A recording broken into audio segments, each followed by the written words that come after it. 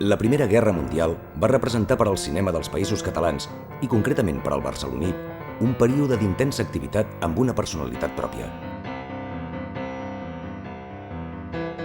La guerra frenà la producció cinematogràfica europea i propicià una gran oportunitat per a la indústria catalana de crear una sòlida infraestructura de producció. Les productores i un elevat nombre de directors, artistes i tècnics van fer possible el que es pot considerar l'època daurada del nostre cinema mut.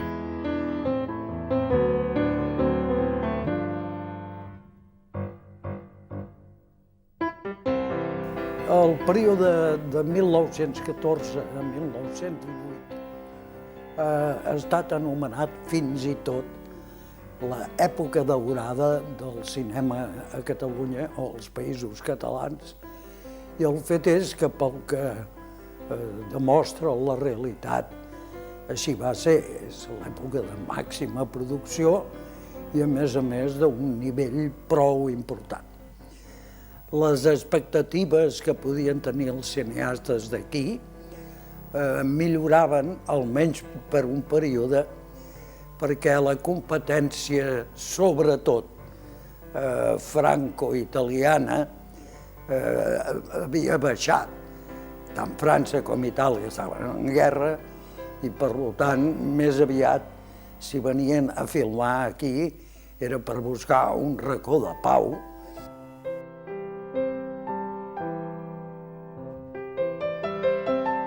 A les Illes Balears, la producció cinematogràfica en aquest període es redueix a reportatges d'actualitat i documentals sobre les belleses paisatgístiques de les illes. La major part d'aquestes pel·lícules es deuen al fotògraf Josep Trujol, que les filmava, muntava i fins i tot projectava a la seva pròpia sala.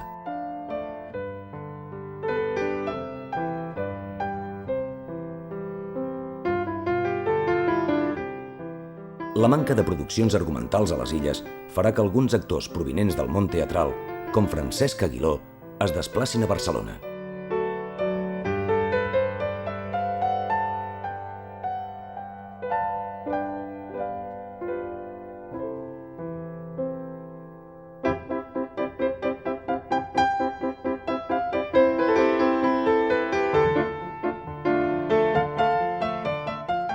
Arran del tancament de Films Cuesta el 1915, a València desapareix quasi per complet la producció. La indústria valenciana del film es limita en aquest període a reportatges tauromàquics, de baix pressupost i sortida comercial assegurada.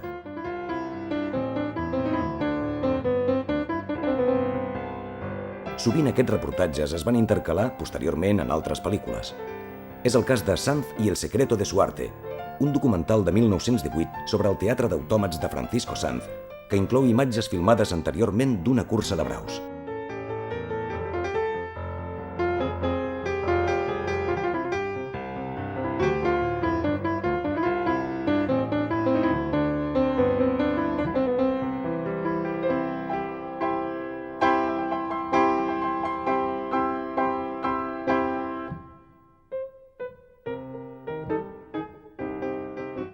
Però serà Barcelona la ciutat que concentrarà la producció cinematogràfica d'aquests anys, incorporant a més directors, tècnics i empresaris que venien de fora fugint de la guerra. Giovanni Doria, Godofredo Mateldi i Giuseppe Miraglia van introduir a casa nostra el cinema d'influència italiana.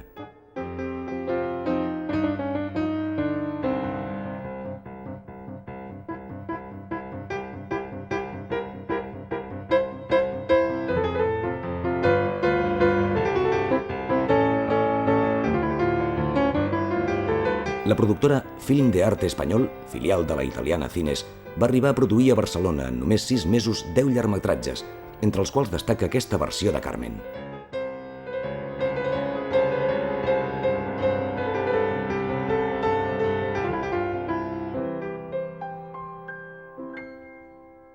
Entre 1914 i 1919 es produïren als Països Catalans més de 200 pel·lícules d'una gran ambició artística i de notable realització tècnica que abraçaren tots els gèneres de l'època i rivalitzaren amb èxit amb les pel·lícules estrangeres.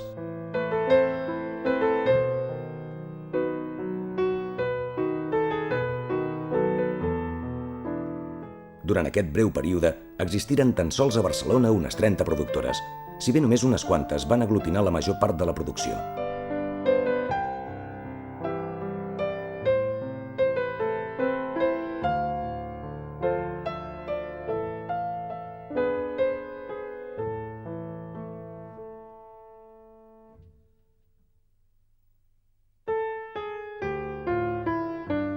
La Hispano Films, dirigida per l'experiència de Ricard de Baños i Albert Marro, representava la serietat i l'èxit.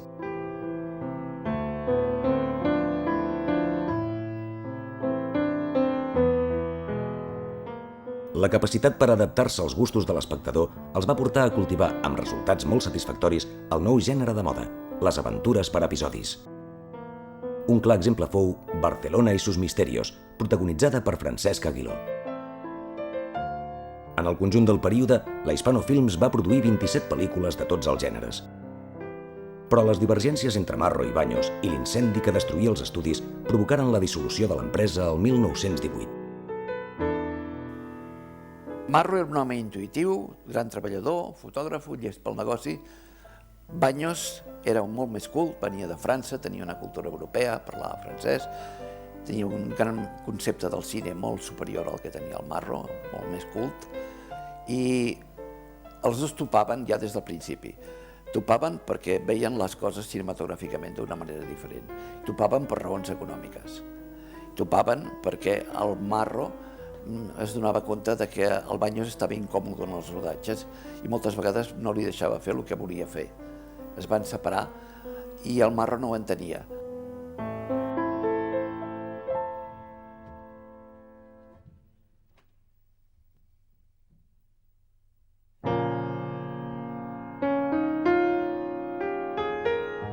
El 1913, el dramaturg Adrià Gual, juntament amb uns quants socis, creà la Barcinógrafo, amb un objectiu precís: aprofitar la gran difusió del cinema per culturalitzar el poble. Una imatge molt cuidada, el bon treball dels actors, la majoria d'ells provinents del món del teatre, i les adaptacions de clàssics de la literatura universal són les característiques que defineixen les seves pel·lícules.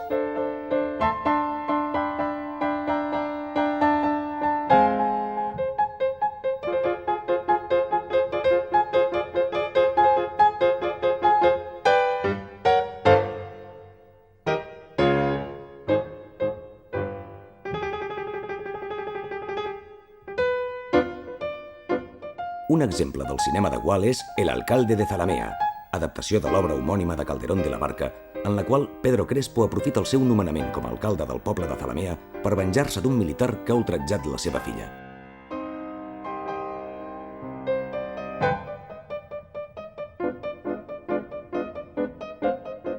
Gual se serví d'actors de prestigi i cuidà molt l'ambientació i el vestuari.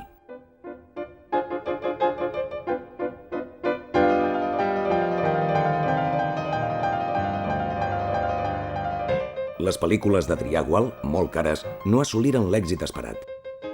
Pressionat pels socis per tal que fes un cinema més comercial, abandonà voluntàriament la productora el 1915.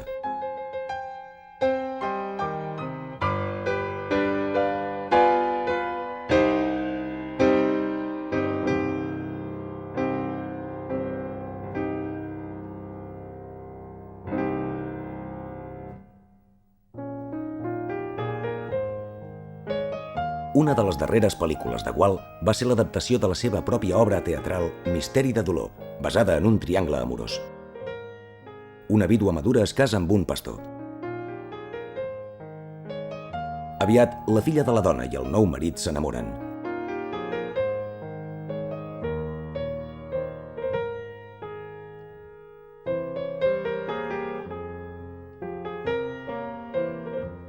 Això desencadenarà un seguit de passions que conduiran a un desenllaç fatal.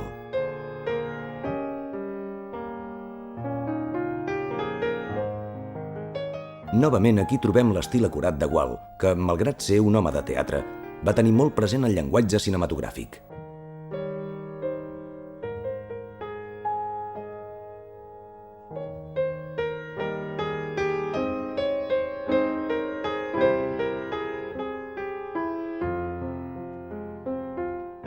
Així, alternava els plans curts amb els plans generals.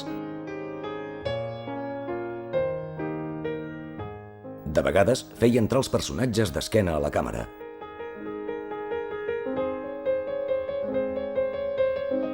I utilitzava la tècnica del pla contra pla.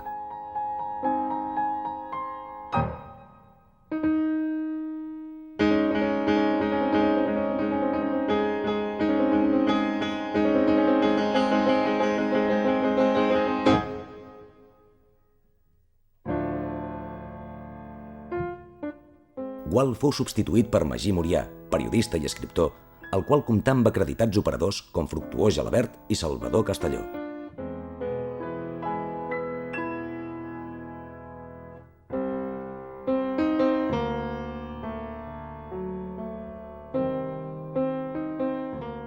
També la cèlebre actriu Margarida Xirgu intervingué en les 5 pel·lícules que la Barcinógrafo produïa als anys 1915 i 1916, basades en textos literaris contemporanis, inclosos en el gènere d'alta societat. Els arguments són melodramàtics, com la condemna d'un innocent per un crim que no ha comès a alma torturada.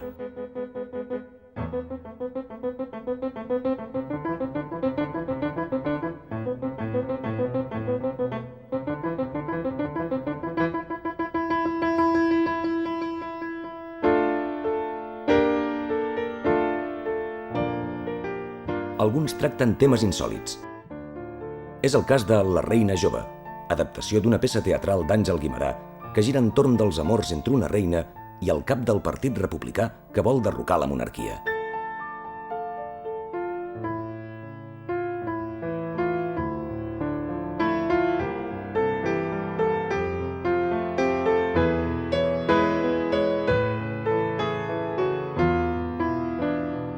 D'un caire més convencional, El beso de la muerte descriu el triangle amorós entre una vídua, el seu amant i la filla d'ella.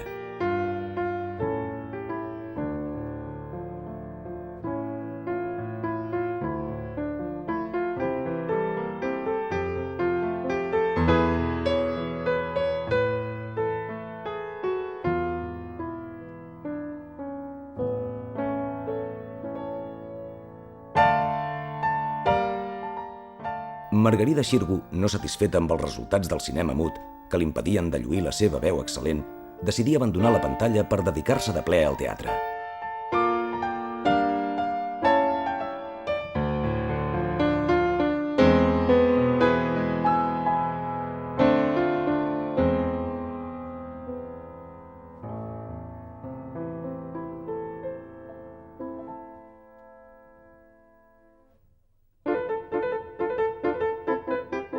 Mostra de l'interès dels intel·lectuals pel cinema és que un escriptor de la talla de Vicent Blasco Ibáñez adapti a guió cinematogràfic la seva novel·la Sangre i arena i que ell mateix col·labori amb el francès Max André en la direcció.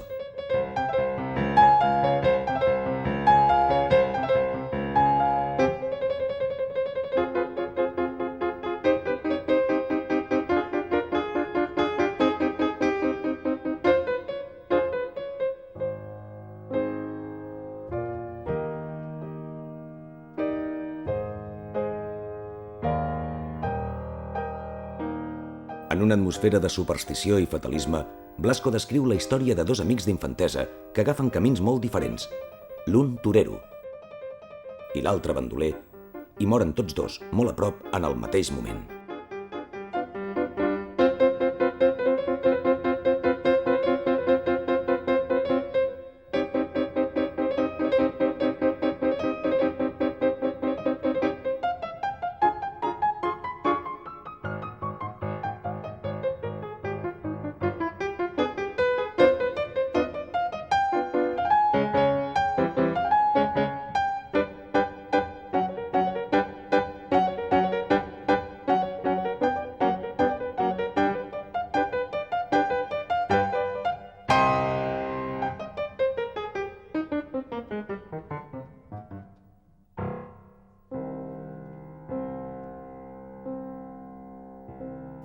Quan l'any 1919 la Barcinògraf tanca les portes és perquè, no només perquè ja no hi ha el Gual i ara hi ha el Murià, sinó perquè els gustos han canviat i els sistemes de producció han canviat.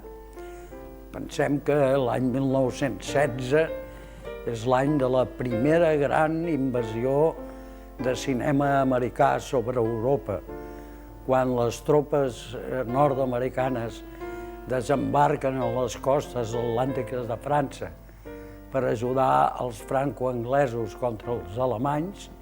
Amb ells desembarca el cine americà in plenum i, per tant, s'implanta una batalla comercial molt diferent de la que hi havia hagut fins aleshores.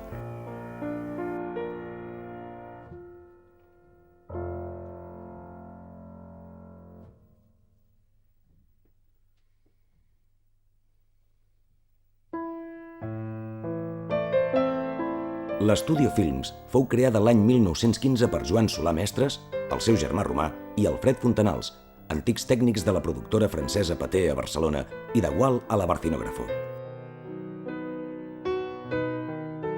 Amb l'Estudio Films s'imposà un nou concepte de productora com a empresa i negoci i no com a vehicle d'expressió artística d'un determinat autor.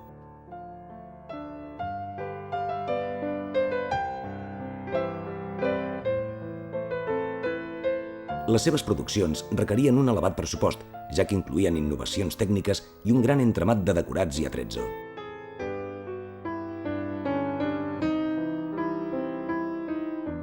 L'Estudio Films va tocar tots els gèneres, seguint la tendència de les pel·lícules nord-americanes, amb les quals aquesta productora rivalitzà amb èxit.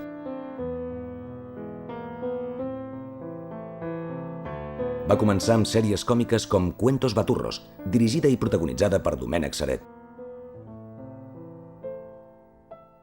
Seret dirigí després una altra sèrie còmica, a l'estil dels films de Chaplin, protagonitzada per Héctor Quintanilla, que era conegut com el Chaplin de l'estudi.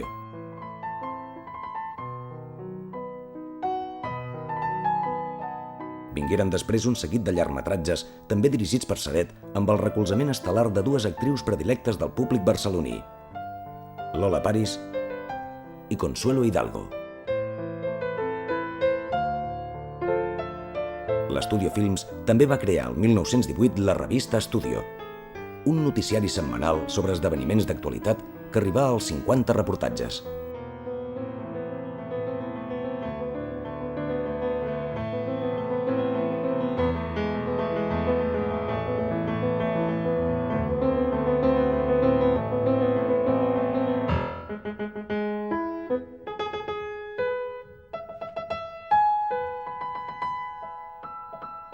En els seus 4 anys d'existència, l'Estudio Films va produir 75 pel·lícules, que la converteixen en la productora més fructífera de l'època.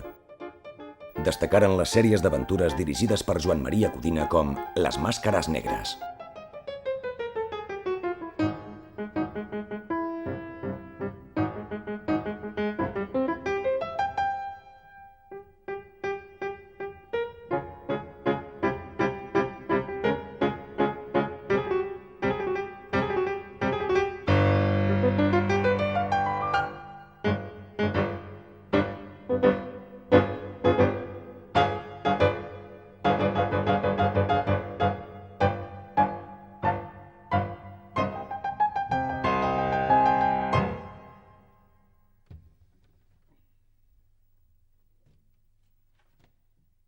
La Royal Films va ser fundada el 1916 per Ricard de Baños, que fins llavors dirigia conjuntament amb Albert Marro la Hispano Films, i perdurà fins a principis dels anys 20.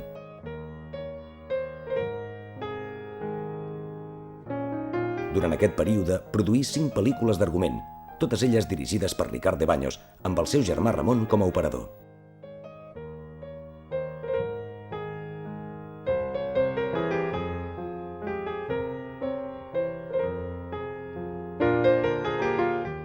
La de més èxit, que s'arribà a projectar a Europa i Amèrica, va ser Fuerza y Nobleza, protagonitzada pel boxejador nord-americà Jack Johnson.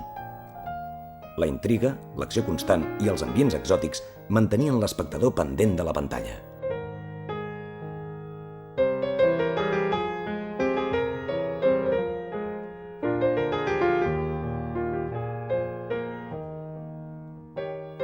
Royal Films, Ricard de Baños volia fer un cinema que anés per tot el món, que tingués el suficient qualitat cinematogràfica, i en realitat la tenia bastant, i que comptés amb figures importants.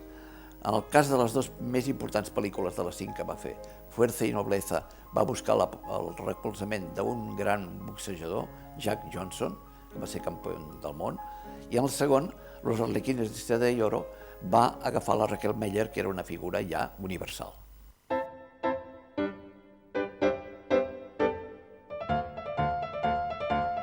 La publicitat de l'època va definir Los Arlequines de Seda y Oro com una tragicomedia cinematográfica de la vida nacional en la que se refleja el azul del cielo de España, sus fiestas bizarras y sangrientas, sus hombres guerreros y sus amores trágicos.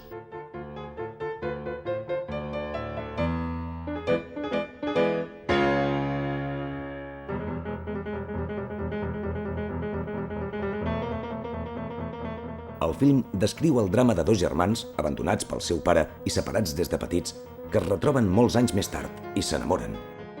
Ell convertit en popular torero i ella en cupletista de fama. En el llit de mort del torero, el pare els reconeix com els seus fills.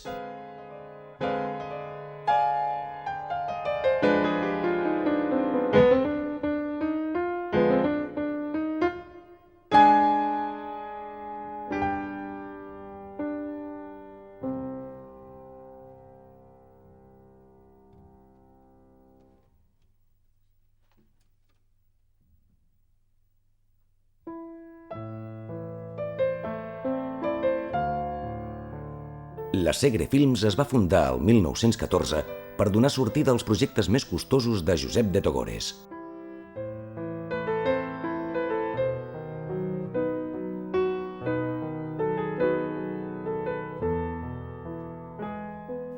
Josep de Togores era un home culte, inquiet, molt vinculat en els ambients intel·lectuals del moment. El podríem classificar com un home polifacètic, col·leccionista, aficionat a l'esport i també amb una gran capacitat creativa, sobretot en el camp de l'escenografia. El seu estil fou classificat com a drama a la italiana, és a dir, melodrames basats temàticament en drames amorosos i socials, vestits i envoltats de dives, d'un vestuari i uns decorats majestuosos. De totes maneres, cal insistir en que Togores apostava per un cinema de qualitat amb l'objectiu que fossin pel·lícules competitives a l'estranger, i no només en el mercat estranger, sinó també dintre del propi mercat nacional, ja que estava envaït, en aquest cas per melodrames italians, i també començaven a entrar pel·lícules nord-americanes d'acció. Genèricament cultivà principalment drames socials, amorosos, d'aventures, però potser va fer un parèntesi produint i rodant El Pollo Tejada, que El Pollo Tejada és una sarsuela molt coneguda pel públic, del Carlos Arniches i del Enrique García Álvarez, amb la qual Togores demostrà tenir un gran talent per portar a les pantalles escenes del tot inversemblants i divertides.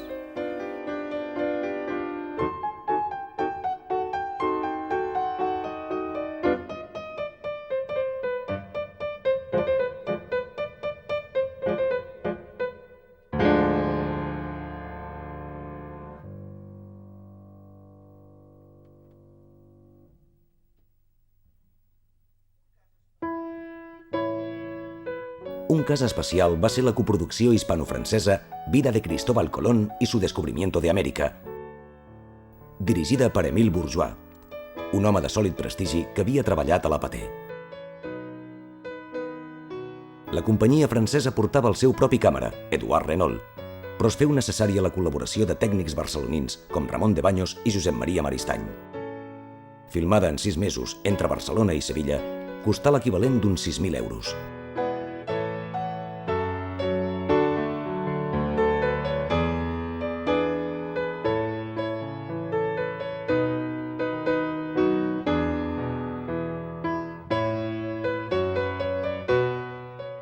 Cinematogràficament, la pel·lícula pertany a l'escola, diguem-ne, del film d'art francès. I el guió el va fer un català, un tal Palau Bovera. Però el conjunt, la continuïtat de la pel·lícula és interessant, està molt ben interpretada. Els exteriors es van rodar amb una doble càmera, o sigui, el francès Renault i l'espanyol Ramon de Baños van rodar 2 còpies diferents però els dos situats en el mateix lloc. I en conjunt el film es va projectar a gairebé tot el món, sobretot a Europa, i va tenir un bon èxit perquè era una producció molt digna.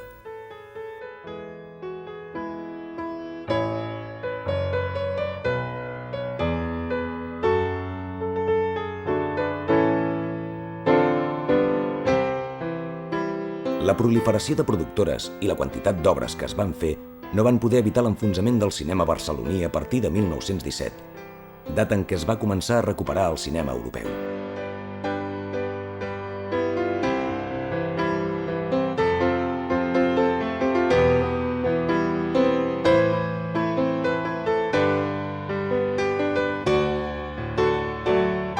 El període, en contra de totes les expectatives, s'acabarà precisament molt desdaurat, molt neutre. Però al mateix temps cal observar que en aquesta època es produïren algunes de les millors pel·lícules del cinema català de tots els temps.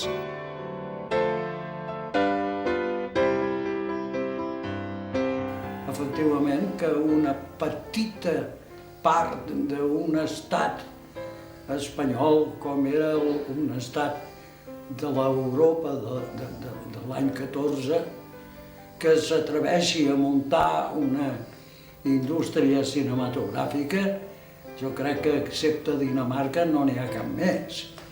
I Catalunya ho va inventar i ho va fer, i les pel·lícules hi són.